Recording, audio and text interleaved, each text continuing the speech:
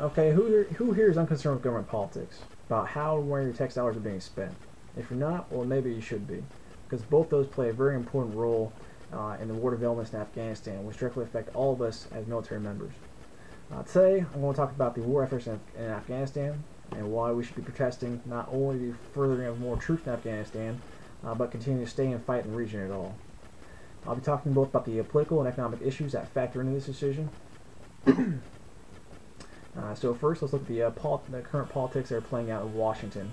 If you've been watching the news at all, you see that Congress has been forced to the decision of whether or not they should send more troops in Afghanistan or not.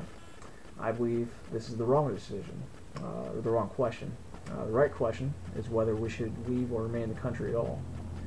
Because simply, if we stay, there has to be more troops. We cannot win this war with the current number of ground troops that we have there. Our troops we currently have are already battle-worn and weary. As this war has become increasingly more dangerous with each and every passing year. Staying longer only increases battle weariness, especially since we've only slowly been backpedaling for the last 8 years in this war. So it should come as no surprise to find that all of our services are experiencing retention issues. America in general does not like long drawn-out wars, and the support for this mission continues to become less and less with every year. This is literally becoming the war of relocation. Even if we got to a point of stabilizing Afghanistan, it's not going to end the conflict. It started in Afghanistan, we refocused on Iraq, and we refocused on Afghanistan, and already we see that the Taliban themselves have been pushing down to the Pakistani border. So if 10 years from now we did stabilize Afghanistan, the war would simply relocate to Pakistan. If we stabilize Pakistan in another 10, 12, 15 years, the potential of pushing those terrorists further south into Asia, into northern Africa, is simply a war of relocation. America is not going to support an open-ended warfare forever, and we shouldn't have to. There are dozens of reasons to leave Afghanistan, but the country is quickly approaching a point where it's no longer economically feasible to remain there and fund this war. As our national debt and unemployment rates continue to increase, our resources are being so overly taxed in Afghanistan that we're coming to a point where we can no longer physically fund this war. And that money can be better spent at home until our economy can recover and be spun back up.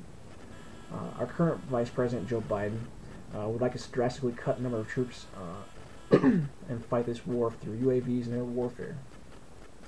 And while I can't argue this would reduce the war costs, it would also increase the risk and the safety of the lives of our troops that are currently there who have to remain on the ground.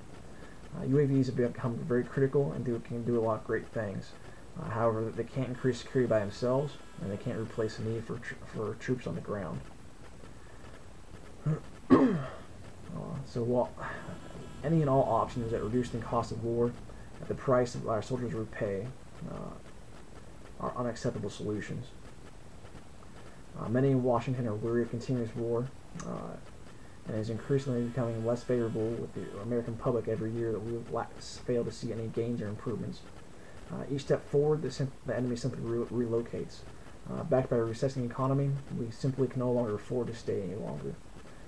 This is a very complex issue, and I've only touched on some of the arguments, both in the political and economic realms, that deal with withdrawing our troops in Afghanistan. But you need to understand that America can no longer afford to continue fighting this war. Our government would have us remain at the cost of removing support and endangering our soldiers' lives.